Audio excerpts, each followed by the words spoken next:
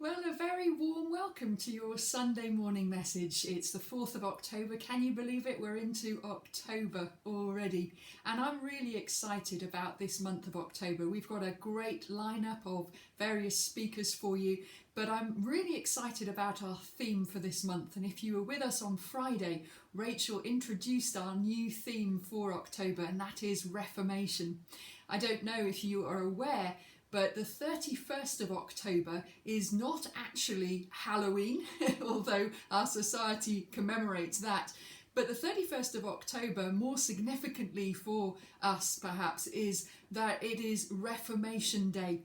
On the 31st of October 1517, a revolution began across Europe with a then little known monk called Martin Luther, who dared to defy the institutional religion of his day and protest against what he saw were abuses of power and spiritual abuses occurring in his culture and society. And 500 years later, we still experience the aftermath of that move that started with that bold protest in 1517. There are, of course, positives and negatives as a result of that time.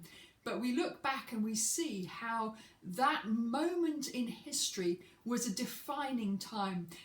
The phrase actually that has been going round and round in my mind recently is defining times, redeemed moments. Defining times, redeemed moments. And I believe that our context today is one such defining time. We may look back in history and even, talk about before COVID and after COVID.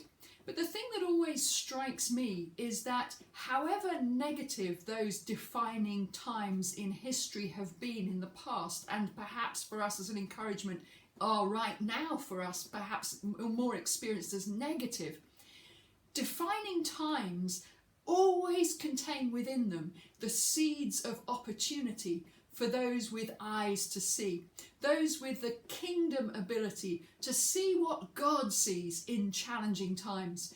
God looks at a wilderness and sees an opportunity, and we're aware of that from our Bibles. But we're also aware of it if we look back over history, that the shakings, the difficult times, even world wars, have always carried within them seeds of opportunity. And those who have been able to see what the Spirit of God can do through even the toughest situations have typically been the birthers of change.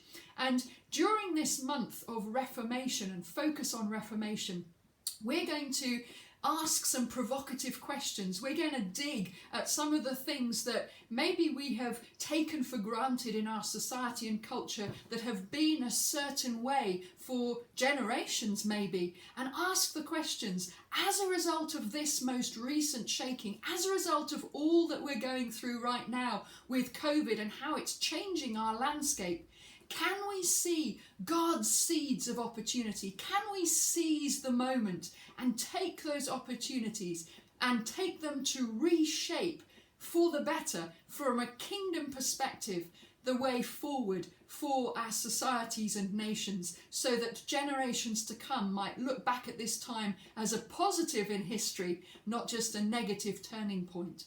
So that's one provocative big question for us. But over the next month, we're going to look at that in the context of all kinds of different landscapes, the arenas of education, the arenas of technology, of law, of business, of finance. We're going to have a look, a sneak peek into some of what is typically known as the 7 mountains, those kind of influencers in our society. And we're going to look at how we might begin to dream the dreams of Reformation, begin to pray into arenas of change, but also then begin to be those who stand up to be counted and to be used by God in our spheres of influence. If you joined us on Friday, Rachel started by defining what we mean by the word Reformation. And just in case you weren't with us on Friday and haven't caught up on the messages yet, I just want to recap that. So what is Reformation? What do we mean by Reformation? Well, a dictionary definition of the word gives us a big clue. The word Reformation means transformation, renewal, reorganization, realignment, rebirth, abolition, re-establishment, amendment, reform, correction, alteration, improvement, reconstruction, rehabilitation, rearrangement, renovation, change, shift, restoration and recovery. How many of you would already say, hands up, you see an area or an arena in our society that could do with some of that, that could do with a realignment, that could do with a shift, a change, a rebirth, a sense of rearrangement, a sense of renovation, change, restoration, or even recovery. It's fascinating to me that out in our culture and society, we've actually been talking about this in the secular arenas for some time. If you look at recent government statistics, reports that are issued about the state of the nation, or even election manifestos, we've seen that there's been a massive call for a rebuilding of where our society has begun to crumble, where things have been broken, where organisational structures have been found to be wanting. And projects to rejuvenate and repair inequalities in our society have been high on the list of priorities for local authorities and governments for some time.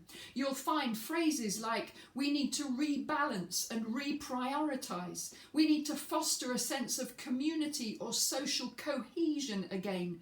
We need to take responsibility for where things are broken down. Here in Britain, in the last election, we saw the candidates talking about a Northern Powerhouse project, and it was an election pledge to rebalance the economy and close the gap of productivity between northern cities and the southern cities, especially London. And you found that in these election manifestos, phrases like, we need a radical reform of Britain's political economy, a radical reform. So these phrases, these ideas of reformation have actually already been brewing in our culture recently and for some time. And much of what is described, if you have a look at any of the research documents connected with these projects for regeneration and rejuvenation of communities, you'll find that phrases are used like this. We need a radical rethink. We need a reorganisation. We need a redistribution and a re-understanding, if you like, or a radical rethink of authority and power structures. We see that at every level of our society. We see it in connection with education and school reform. We see it in connection with climate change and the natural world. We see it in connection with law and order and prison reform and our justice system, looking again at the sentencing of convicted criminals, looking at politics and redefining it, a rethink of nationalism versus the global arenas and global organisations, institutions that we've known for a generation now, like NATO, the EU, the World Health Organization. They've all become topics of reforming thinking, and we've been debating whether or not we should belong to these institutions anymore, whether we've sacrificed too much of our national identities being subsumed into a global world organisation. It's interesting that these things are out in the public arena. In the UK, we've seen with COVID the discussions between centralised government and regions and regional mayors. Where does the authority lie? Those sort of questions. So everything has been critiqued, scrutinised, reassessed, up for grabs. And that is a symptom, if you like, a typical sign of a society that is thinking about reformation. So the question that we need to ask in connection with all of that is, what is the role of the church? What is the role of the kingdom in those conversations? Do we engage in those conversations? Have we got maybe role models that we can present? Offers of opportunity that we can give to people who are thinking at this time about reformation in those arenas? We're very conscious that many of our Western nations historically have been founded on Christian values. A lot of the institutions that I've just mentioned, like the prison system or nursing or our medical arenas or education were actually founded on Christian biblical values from the beginning. And many of them, of course, have shifted their points of reference over the last seasons. And at this time, when we're looking at what has been broken and what has been maybe out of alignment, where we need to bring that reorganization, that's interesting challenge to us in the church to say, how can we positively engage, not just negatively critique from the sidelines, but positively engage in being agents of reformation. And you see, if we're going to be agents of reformation, we need to not only acknowledge that something needs reforming, that was my first point, recognizing where the areas are that have gone out of alignment. But second thing is that if we're going to be agents of change, we need to be prepared to be those who are used to bring about the change. I find it fascinating in the story of Nehemiah that Rachel referenced on Friday, that actually Nehemiah, as Rachel explained, spied out the land and then went to the place of prayer and fasting and allowed that call of reformation, or cry of reformation as she called it, trigger within him as an example to us to allow that cry of reformation to trigger inside of us too. What I find fascinating is that Nehemiah didn't stop in the place of prayer. Many people go to the place of prayer and intercession. Some people allow the cry of reformation to be triggered in them. But even fewer people, I believe, go on to become the reformers. And yet, I feel like God is calling a whole new generation of reformers to arise in our day.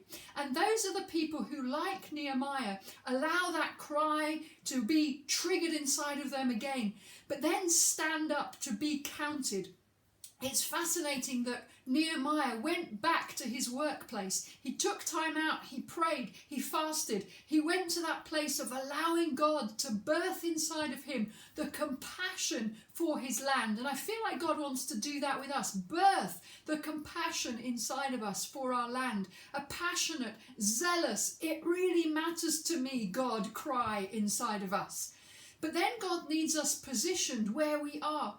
It's very rare that the monastic communities are the ones that birth Reformation, although in a few minutes I'm going to refer back to a period in history when it was a monk who birthed change. But most of the time it's the intercessors who partner with, or the revivalists who partner with reformers, who see the real change in society.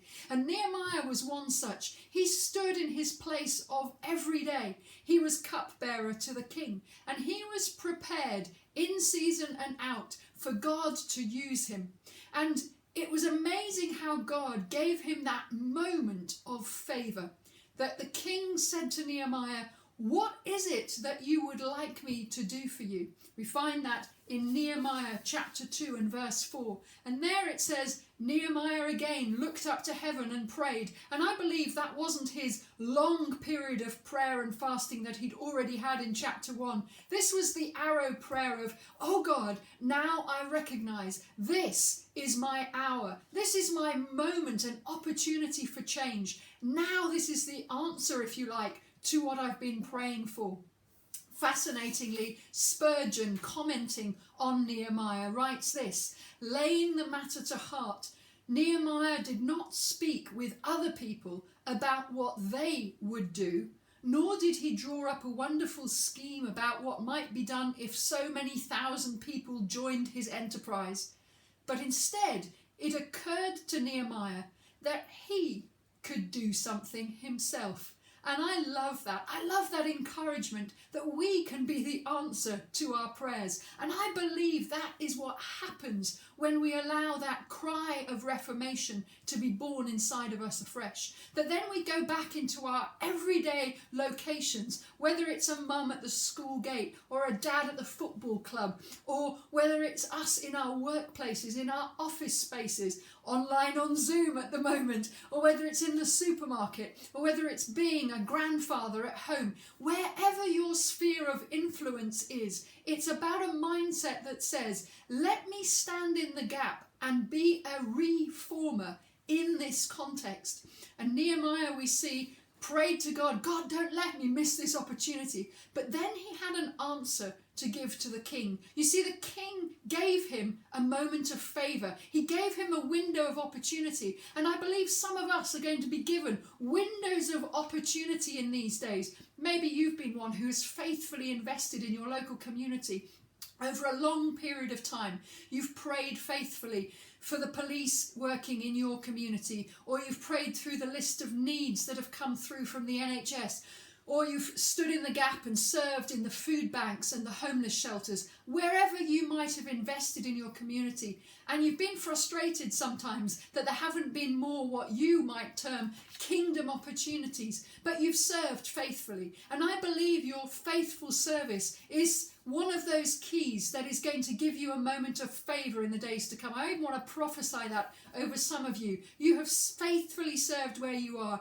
Now be prepared, be ready for those moments of favour with, in inverted commas, the king, be it the local authorities or the leaders in the school or whatever it might be, that actually you will be extended. To use a different picture, in Esther we see that Esther was extended that sceptre, that moment where she could grasp the authority to bring about real change. And we see this in Esther chapter 8, when it says that Esther, of course we know, had fasted and prayed. She'd anointed herself. She'd positioned herself in the presence of God. She had done all she could to prepare. But then it was her moment when the king extended the sceptre. And in that moment, that extension of the sceptre was a sign that power was shifting, that power was being taken from one arena and given over, in inverted commas, to the kingdom. And I believe we need to change our mindsets of expectation in these days, that actually there are going to be power shifts, moments of reformation, when suddenly kingdom church that is ready will be able to seize the moment and rightly use the authority extended to it to birth real change and reformation. I believe that's even going to result in the change of laws in some arenas, just as we see in the story of Esther chapter 8, where we see that actually she was extended the sceptre and she was able to overturn ungodly laws that had been written against the Jewish people of her day, and she was able to bring about reformation in the legal system. So get ready. This is a season for reformation, and that is why we are going to spend this month of October looking at maybe some challenging arenas, some arenas where we think, can anything change here? And we want to prime the pump of expectation in you. Yes, God can do it again in our day. Now, I've been asked to also give us a glimpse back in history today, even as we look forward to what could be done in our day, but to look back, to learn from what has been done in the past. And history teaches us many lessons. I remember one of my history teachers saying, if we don't learn from the past, we're doomed to repeat its mistakes. And I believe that's partly true. But I also believe that the stories of history leave us an incredible legacy of testimony of what God has done in the past and therefore can do again in our time. And for Reformation, there is an obvious period of history to look back, which is the period that lends it the name the Reformation. And it's the 16th century period, when we see, in fact, it was a monk, Martin Luther, who stood up and really was provoked by what he saw as the abuse of power from the institutional church of his day, but also the political structure that supported it. And he began to critique and call for debate. In fact, it wasn't Martin Luther's desire to break away from the Roman Catholic Church of his day at all. He wanted to reform it. But unfortunately, as happens sometimes to reformers, he was actually thrown out of his church and so birthed the Lutheran Church, which then developed into all the Protestant denominations that we now have.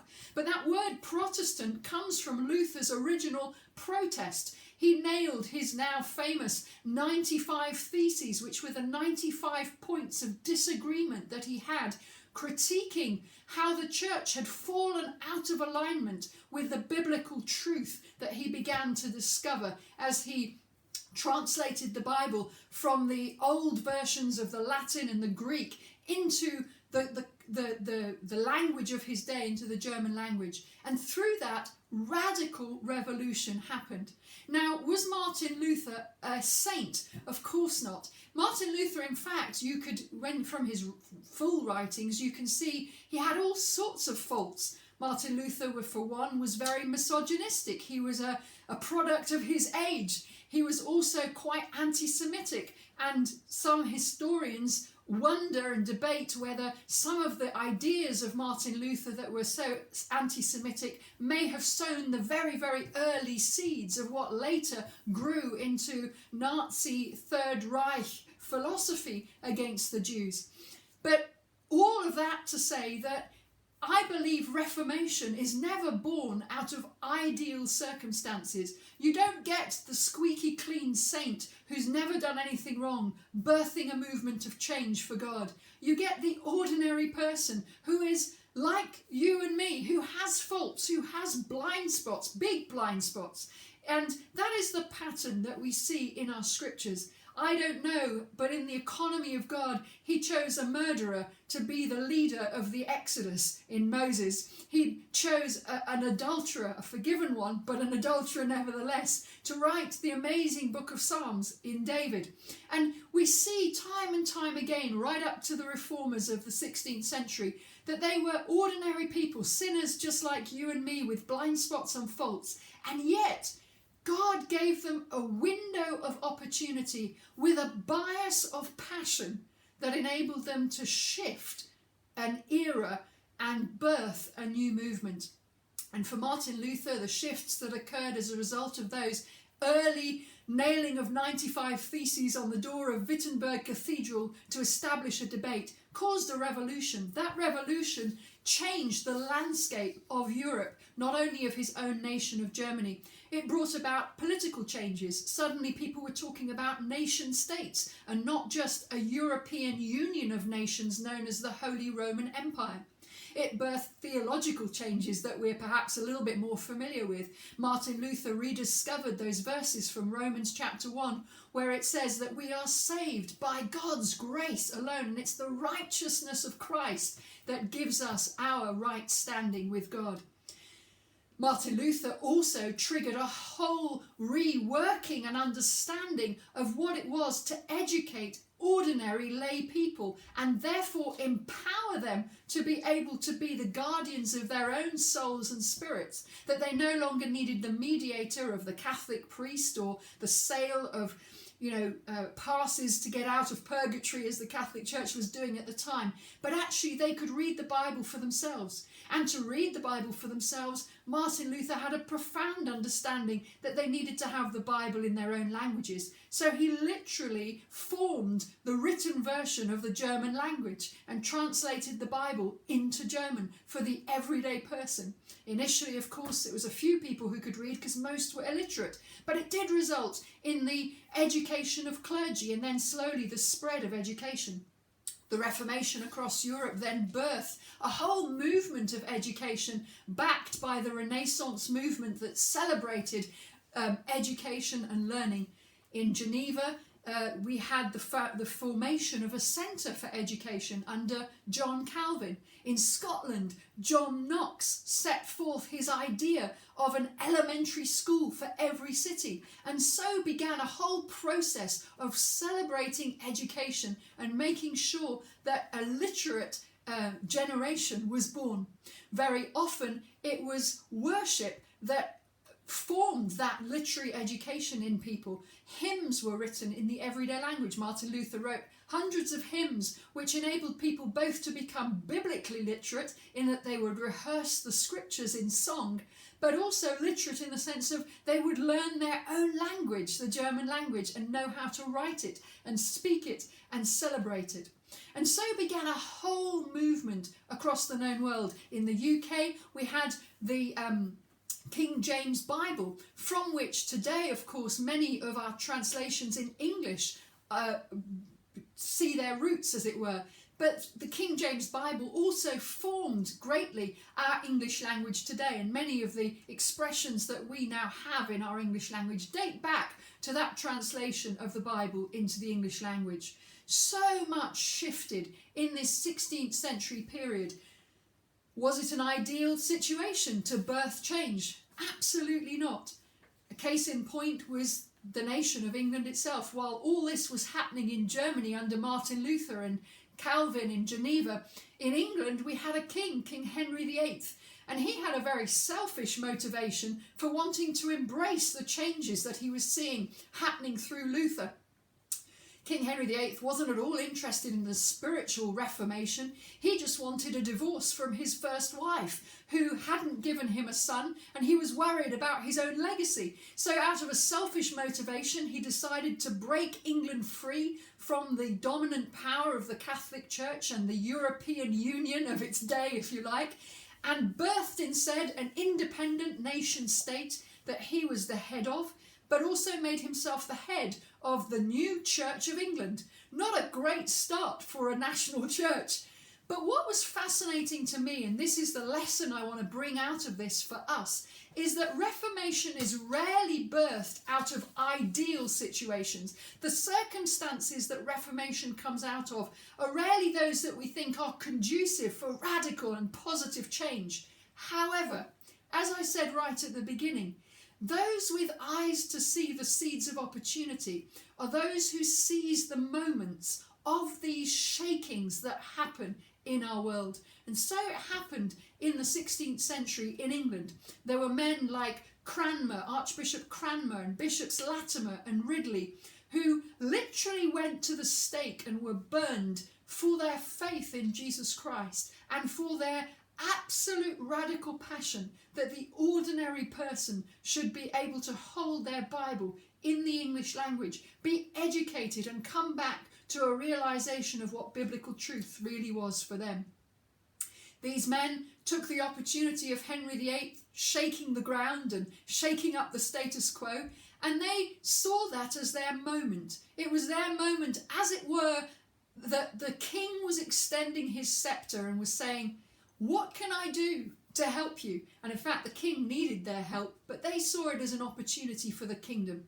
And I want to encourage us today not to get overwhelmed by the negativity of this season, not to get overwhelmed by circumstances which seem less than ideal and less than those we had maybe dreamt of when we thought of the thoughts of revival and reformation, when we'd been praying about it in our prayer closets. None of us truly understand the situations and the contexts that will birth the new moves of God.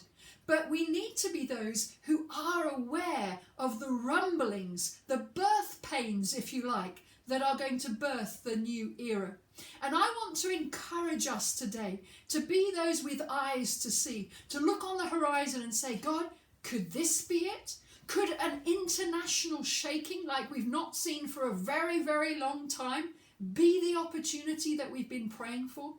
Could the fact that leaders and international leaders not have a clue how to lead the nations through crisis be that moment where kingdom people can step in and say, we don't know either, but our God has downloaded this plan and this strategy. Maybe this is the moment we've been waiting for to introduce reform into the economy and financial structures of our societies, where we've spotted and bewailed and grieved the abuses of our world economies and of capitalist systems and Marxist systems, where we've really struggled with what we've seen in the natural. Maybe, just maybe, this massive shaking to our economies is the time that God is going to say, and now is your moment of opportunity. Like Nehemiah, I believe we need to be ready. We need to stand on our posts, as it were. We need to stand where God has placed us, get connected again to the land, but then dare to believe for reformation. Dare to believe that we could be those who trigger and be the lightning conductors for all that God wants to download in our generation. May I pray for us as we finish this morning? Father, I want to thank you that change is always birthed through shaking.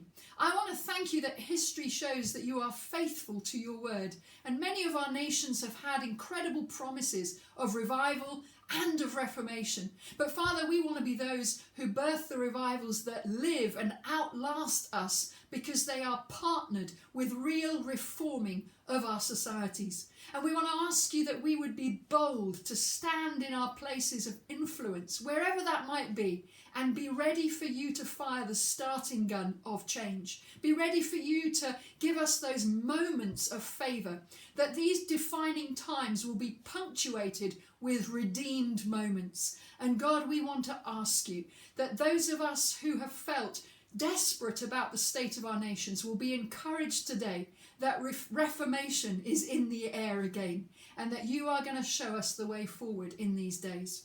Now, you might be listening to me today and not have a clue how this is going to happen, because you have no idea what it is to partner your life with the living God. Maybe you've been around church for a very long time, but the talk that we're talking today is different and radical. It's not just about the Sunday services on a Sunday morning in church, but it's actually about a complete life transformation of doing life with Jesus in a very different way. And if that's you, I want to encourage you this morning. God is for you. And maybe, just maybe, this is your moment of favour. Not for the big picture, but for your own life. To say, you know what? God is extending to me a sceptre. He's saying to me, take control of your life in a new way, and do that by surrendering it into the hands of a living God who wants to partner with you. I believe if you would do that today, God is not only going to make your life successful, but he's going to give you great satisfaction and significance in these days, because you're going to see some of the dreams that you've had become reality, because some of those will never happen unless they partner with one who can do the impossible in impossible situations. So may God richly bless you today. Maybe if that's you, pray the prayer just to say, Father, maybe pray it with me right now. Father, I give you my life, and I thank you for new days and new opportunities. And I choose today, even though I don't fully understand what it means and what it will look like, I choose to give my life into your hands. If you can use me in Jesus' mighty name. Everyone said, Amen. Well, join me this coming week as tomorrow, Monday, I kick us off with a look at Reformation in the media and technology. And then on Wednesday and Friday, we've got some great guests who are going to share a little bit of Reformation in those arenas from their own professional perspectives and expertise. So join us for a great start to our Reformation month. Thank you so much, and God bless the rest of your Sunday. Enjoy the weekend.